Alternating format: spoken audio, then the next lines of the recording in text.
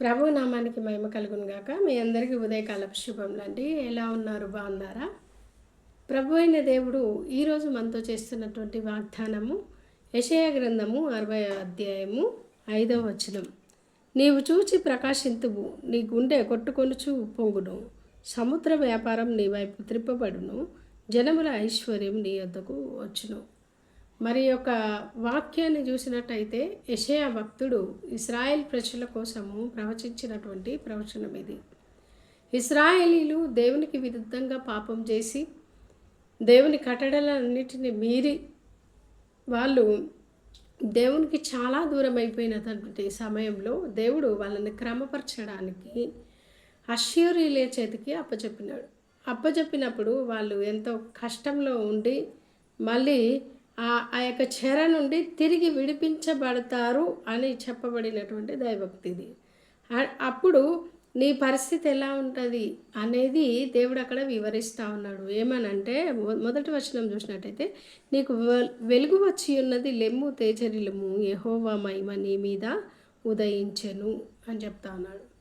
అంటే మనకు వెలుగు వస్తుంది, నువ్వు లెమ్ము తేజరిల్లు అని చెప్తా ఉన్నాడు దేవుడు. అయితే వీళ్ళకి ఈ విధంగా ప్రవచనం చెప్పుకుంటూ వచ్చి ఈ 5వ వచనము లాస్టు లైన్ మనం చూసినట్టయితే, జనముల ఐశ్వర్యము నీ యొద్దకు వచ్చును అంటున్నాడు. దేవుడు మనకు ఐశ్వర్యమును దయచేసే దేవుడు. ఎందుకంటే ఐశ్వర్యము, ఘనత, జీవము ఆయనే ఉన్నవి. అంతేకాదు మనల్ని దేవుడు కొన్నిసార్లు కొన్ని రకాలైనటువంటి పనిష్మెంట్స్కి కూడా మనల్ని అప్పచెప్తాడు. ఎందుకు అప్పచెప్తాడంటే, పాయింట్ నెంబర్ 1, మనం చేసినటువంటి పాపమును బట్టి దేవుడికి దూరం అయిపోతున్నప్పుడు దేవుడు చిన్న చిన్న శ్రమలను అనుమతించి తిరిగి ఆయన దగ్గరికి నడిపించుకుంటాడు. పాయింట్ నెంబర్ 2, దేవుడు మన ద్వారా ఏదైనా ఒక గొప్ప కార్యం చేయాలి అని అనుకున్నప్పుడు ఈ యొక్క శ్రమల ద్వారా మనకి క్రమశిక్షణను నేర్పిస్తాడు. దాని ద్వారా మనం జీవితంలో ఎలా ఎదగాలి అనే టాపిక్ని మనకి నేర్పించి మనం ఎప్పుడైతే పరిపూర్ణులమవుతామో అప్పుడు ఆయన ఏ కార్యంను మన ద్వారా చేయదలంచుకున్నారో ఆ కార్యాన్ని ఆయన నెరవేర్చుకుంటారు. ఈ 2 విషయాల గురించి దేవుడు మనకేం చేస్తాడంటే, ఆయన ఒక శ్రమల యందు నీతి యందు శిక్ష చేస్తాడనమాట. దేవుడు మనల్ని ఈ శ్రమల ద్వారా నీతి మార్గంలో నడవడానికి ఆయన శిక్ష చేస్తాడు. ఆ విధంగా మనకి శిక్షణను ఇస్తాడు. ఈ ఇశ్రాయేలీలకు కూడా వాళ్ళు చేసిన పాపంను బట్టి వారికి ఒక పనిష్మెంట్ ఇచ్చి, అలానే ఆ పనిష్మెంట్లోనే వాళ్ళను వదిలేయకుండా నిజంగా తండ్రి తన కుమారుని ఎడల జాలిపడినట్టుగా దేవుడు మన ఎడల జాలిపడుతూ తిరిగి ఆ యొక్క ప్రజల్ని నేను సమకూరుస్తానని చేస్తున్నటువంటి వాగ్దానాలు ఇవి. ఆ వాగ్దానాల క్రమంలోనే, అయ్యా నువ్వు ప్రకాశిస్తావు, నీ దగ్గరికి సముద్ర వ్యాపారం అనేది నీ వైపు త్రిప్పబడుతుంది. అప్పటి వరకు ఇది ఒంటరిగా చేయబడినటువంటి వాళ్ళ దగ్గరికి సడన్గా బంధువులు ఎలా వస్తారో ఆ రకంగా ఒంటరిగా ఉన్నటువంటి, నీకు వ్యాపారం లేదు, ఏది లేదు, ఒక కరమైనటువంటి పరిస్థితిలో ఉన్న నిన్ను దేవుడు ఏం చేస్తా అంటున్నాడు, నీ వైపుకి వ్యాపారంను త్రిప్పుతా అంటున్నాడు. ప్రియమైన దేవుని బిడ్డ, ఈరోజు నువ్వు వ్యాపారం సరిగా జరగట్లేదని బాధపడుతున్నావా? ఆయన తిప్పితే చాలండి, అది అలా వచ్చేస్తూనే ఉంటుంది. గిరాకీలు రావట్లేదని, లేకపోతే వ్యాపారం సరిగా జరగట్లేదని చాలా రకాలుగా వాపోతుంటాం. నిజంగా కొన్నిసార్లు కొంతమందిని గమనించినప్పుడు నాకు చాలా బాధేస్తుంది. ఎందుకంటే ఒక్క పనిని నిలకడగా చేయరండి వీళ్ళు. ఈ పని చేస్తారా, అది కంప్లీట్ కానే కాదు, మరొక పనికి వెళ్ళిపోతారు. ఇది కంప్లీట్. దేంట్లో వాళ్ళకి సరి అయినటువంటి అవగాహన రాదు. కొంతమందికి మైండ్ సెట్ ఎట్లుంటుందంటే రాత్రికి రాత్రే ధనవంతులు అయిపోవాలనుకుంటారు. ఇంకొంతమంది మైండ్ సెట్ ఎట్లుంటుందంటే ఒక పని చేస్తున్నాం అనుకోండి, అప్పటిదప్పట్లోనే మ్యాజిక్ అయిపోవాలనుకుంటారు. ఇది కాదండి. దేవుడు ఎప్పుడైనా కూడా ఆయన ఒక క్రమాన్ని ఏర్పరిచాడు. క్రమంగా మనిషిని ఎదిగింపజేస్తాడు. ఆ మనుషులను ఎదిగింపజేసే క్రమంలోనే ఆయన యొక్క క్రమానికి మనం అప్పచెప్పుకున్నప్పుడు దేవుడు మనకి అద్భుతమైన దీవెనలని ఇస్తాడు. ఆయన ఏమంటున్నాడంటే, జనముల ఐశ్వర్యంను మీ యొద్దకు నేను రాజేస్తా అంటున్నాడు. నిజంగా చేస్తాడా దేవుడు అంటే ఎస్ చేస్తాడు. ఎలా అంటే నా జీవితంలో జరిగినటువంటి ఒక సంఘటనను మీకు చెప్పాలని నేను ఆశపడుతున్నా. మేము 2016 సంవత్సరంలో మేము మా మందిరము కట్టాలని మేము అనుకున్నాము. కట్టడం స్టార్ట్ చేసినామన్నమాట. చిన్న రేకుల షెడ్డు. అది మేమేంటంటే విశ్వాసం మీద మా పరిచర్య అనమాట. దేవుడు అనుగ్రహిస్తే చేస్తాం. అలాంటి పరిస్థితి. మాకేది కావాలన్నా ప్రార్థన చేసి పొందుకోవడము దేవుడు మాకు నేర్పించినటువంటి క్రమశిక్షణ. సో మేము ప్రార్థన చేసుకొని చిన్నగా మాకు కలిగే కొద్దీ చిన్న చిన్నగా మేము ఆ యొక్క మందిరాన్ని కట్టుకుంటా ఉన్నాం. ఒకరోజు ఏమైందంటే ఆ మందిరం ముందు చిన్న మొక్కలు పెట్టుకున్నాం అనమాట. ఆ మొక్కలకి నీళ్ళు వేసి వద్దామని చెప్పేసి వెళ్ళాం. నేను మా భర్త ఇద్దరం కలిసి వెళ్ళి వాటరు పెట్టి తిరిగి వస్తాము అనేసి అనుకుంటున్నాము. వేగంగా ఒక కారు రోడ్ పై నుంచి మా దగ్గరికి దూసుకొని వచ్చిందనమాట. వచ్చినప్పుడు ఎవరా అని అట్లా తీరా ఇట్లా చూస్తూ ఉన్నాము. కారులో నుండి ఒక ఇద్దరు ముగ్గురు దిగారు. వారితో పాటు చివరన ఒక బ్రదర్ కూడా దిగుతూ ఉన్నారు. అయితే ఈ దిగిన వాళ్ళు ముందుకెళ్ళిపోయారు. ఇతను మట్టుకి మమ్మల్ని చూసి ఇట్లా పిలిచాడనమాట. సరే అనేసి మేము అక్కడికి వెళ్ళాము. ఏంటిది ఇది అని అడిగాడు. అడిగితే ఇది చర్చ్ అండి అని చెప్పినాం. అవునా, మరి చర్చ్ అయినప్పుడు ఎందుకు మీరు ఇంకా అప్పటికి మేము విండోస్ పెట్టలేదన్నమాట. దానికి ఏం లేదు, ఊరికే అట్లా వదిలేసి పెట్టాం. అయితే మరి ఎందుకు చర్చ్కి మీరు విండోస్ పెట్టలేదని అంటే, మాది సువార్త మేము చేసేటువంటి పరిచర్య విశ్వాస పరిచర్య అండి. మాకు దేవుడు అనుగ్రహించే కొద్దీ మేము పెట్టుకుంటా ఉన్నాము, ఏదో చిన్నపాటిగా అనేసి మేము అన్నాం. అంటే నిజంగా ఇది చర్చేనా, మీకు నిజంగా విశ్వాసులు వస్తారా, ఎంతమంది విశ్వాసులు వస్తారా అలా మాట్లాడుతూ ఉన్నారు ఆయన. ఇక మా వారు టకా చెప్తున్నారు, మీరు నమ్మితే నమ్మండి లేకపోతే లేదు, మాకు విశ్వాసులు ఉన్నారు, ఇంతమంది ఉన్నారు, ఇంతమంది వస్తారు అని మేము చెప్పడం జరిగింది. అయిన తర్వాత ఆయన ఏం చేసిందంటే, సరే మీరు వస్తారని చెప్తున్నారు కదా, నేనైతే క్రిస్టియన్ని కాదు, నేను ఇంకా దేవుని నమ్ముకోలే, కానీ నా భార్య అప్పుడప్పుడు గుడికి వెళ్తుంది, నేను దేవుడు ఎందుకో నాకు ఇవ్వాలనిపిస్తుంది అని చెప్పి టకా మాకు 20,000 ఇచ్చాడండి అతను. ఆయన ఎవరో తెలియదు, అతను ఎప్పుడూ చూడలేదు మేము, ఆయన మమ్మల్ని ఎప్పుడూ చూడలేదు. కానీ అతను అక్కడ పక్కనున్న పొలాన్ని వ్యాపారం కోసం వచ్చారంట వాళ్ళు. ఆ పొలం చూపించడానిక మరి ఈ బ్రదరు రియల్ ఎస్టేట్ చేస్తారనమాట. ఇక వచ్చినటువంటి అతను, మేము ఎప్పుడు అతన్ని చూడలే, అతను కూడా మమ్మల్ని ఎప్పుడు చూడలేదు, కానీ వచ్చి 20,000 ఇచ్చాడండి. ఆశ్చర్యపోయినాం మేమిద్దరం కూడా.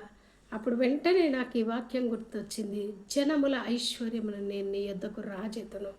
అవును, నిజంగా విశ్వాసంతోని మనం ప్రార్థన చేస్తే మనకి ఏదైనా జరుగుతుందండి, దేవుడు ఇస్తాడు. నువ్వు ఎప్పుడైతే నమ్ముతావో దేవుని మహిమను చూస్తావు అని దేవుని వాక్యం సెలవిస్తూ ఉంది. మేము నమ్మాము, ప్రవ్వా నువ్వు ఇస్తావు, నువ్వు చేస్తావు, మాకైతే ఏం లేదు, మేమైతే సంపూర్ణంగా నీ సేవకు సమర్పించుకొని వచ్చాం ప్రవ్వా, నువ్వు కార్యం చేసే దేవుడవు. ఒకవేళ నేను మా వారు ఉద్యోగం చేసుకుంటే ఎంతో కొంత సొమ్ము మేము చేసుకునే వాళ్ళమే, కానీ దేవుడు పిలిచిన పిలుపుని బట్టి ఉన్న ఉద్యోగాలు ఏవైతే మాకు వచ్చే ఆఫర్స్ని కూడా వదిలేసుకొని మేము దేవుని మీద ఆధారపడి దేవుని సేవ కొరకు వచ్చామో, దేవుడు తను నమ్మిన బిడ్డలని ఎప్పుడు కూడా పస్తులు ఉంచాడండి. అందుకే దేవుని వాక్యంలో ఉంది, కీర్తనల గ్రంథంలో, ఆయన సింహపు పిల్లలైనా ఒకవేళ ఆకలితోని అలమటిస్తేమో, కానీ ఎవరైతే ఆయనను ఆశ్రయిస్తారో వాళ్ళని ఎన్నడూ కూడా పస్తులు ఉంచే దేవుడు కాదు ఆయన. అద్భుతకరుడండి మన దేవుడు. ఎక్కడ లోపం వస్తుందయ్యా అని అంటే, చాలాసార్లు మనము దేవుని నమ్మే విషయంలో వెనుకబడతాము, రెండవది ఆయనను అడిగే విషయంలో వెనుకబడతాం. ప్రార్థన చెయ్యం, కానీ ఎవరితోనో వేరే వాళ్ళతోనే పిచ్చి సంభాషణ అంతా చేసుకుంటూ అక్కడ పోయి ఇక్కడ పోయి ఏదో చేసుకోవాలని చాలా ప్రయాసపడతాం. కొంతమంది అయితే పాపము వాళ్ళకి తెలియకనా ఎట్లనో నాకు తెలియదు, కానీ ఎక్కడ పడితే అక్కడ పోయి ఎక్కడో ఏదో చేస్తే ఈ మ్యాజిక్, అది మ్యాజిక్ ఏదన్నా అయిపోతుంది అనుకుంటారు, లేకపోతే రాత్రికి రాత్రి డబ్బులు రావాలనుకుంటారు, లేకపోతే బెట్టింగ్స్లలో పెట్టేస్తారు.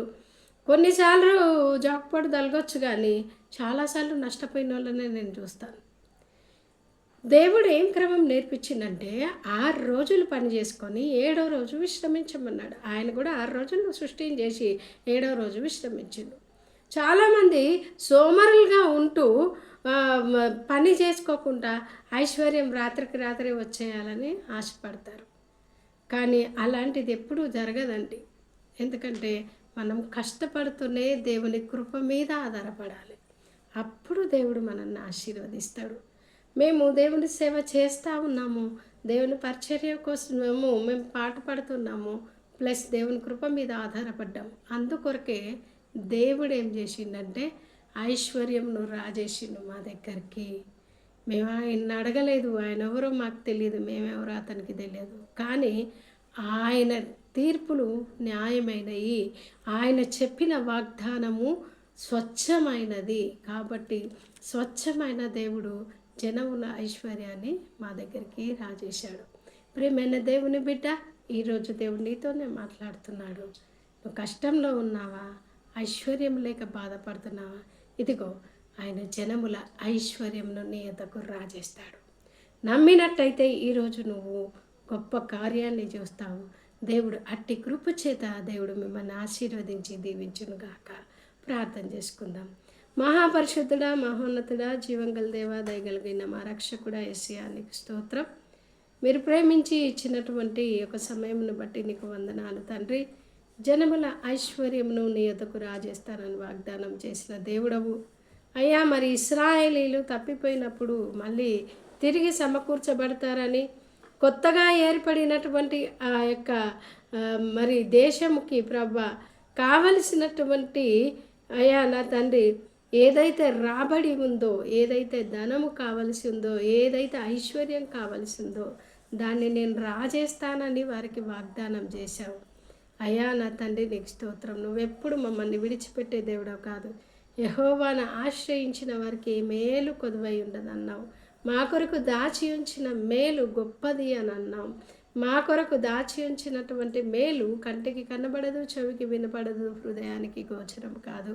నిజంగా నా జీవితంలో చేసి నువ్వు నన్ను బలపరిచిన దేవుడవు. ఇదిగో మా వ్యూవర్స్ అందరి జీవితంలో కూడా అటు గొప్ప కార్యములను చేయమని నీ పాదసన్నిధిలో ప్రాధేయపడుతున్నానయ్యా.